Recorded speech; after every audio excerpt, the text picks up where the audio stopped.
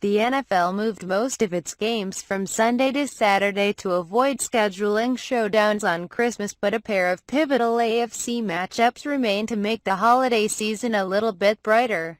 The action starts when Pittsburgh hosts arch-rival Baltimore in a game that could decide the AFC North champion. The Steelers are seeking revenge after the Ravens beat a hobbled Ben Roethlisberger in Maryland earlier in the season. A win Sunday would clinch the team's second division title in the past 3 years. A Baltimore victory would put Joe Flacco and company only a win over a bad Bengals team away from returning to the playoffs. The Steelers have shaken off a 4-5 start to stake their claim as one of the NFL's hottest teams.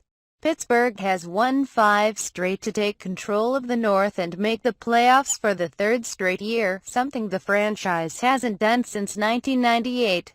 The team's big three of Roethlisberger, All-Pro receiver Antonio Brown, and All-Pro running back Le'Veon Bell have turned a traditionally defense-heavy team into an offensive juggernaut in 2016.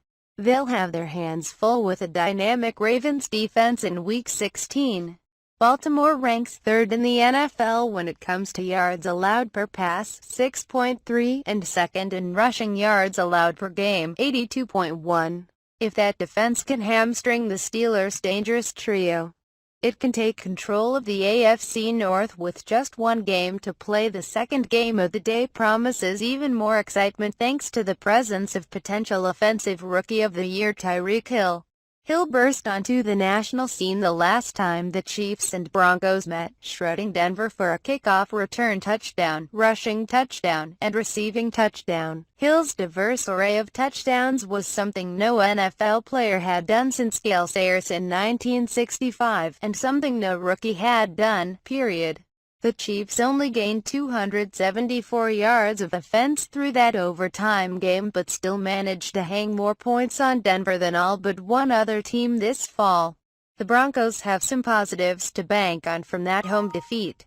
Trevor Siemian, the third link in a line of underwhelming franchise quarterbacks since 2015, had one of his finest games as a professional despite facing one of the league's most opportunistic secondaries. The second-year passer threw for a career-high 368 yards and 3 touchdowns despite the loss.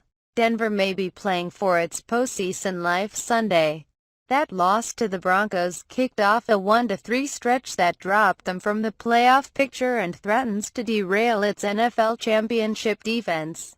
Kansas City, on the other hand, just needs a win, or a Ravens loss earlier in the day, to ensure its season doesn't end after Week 17.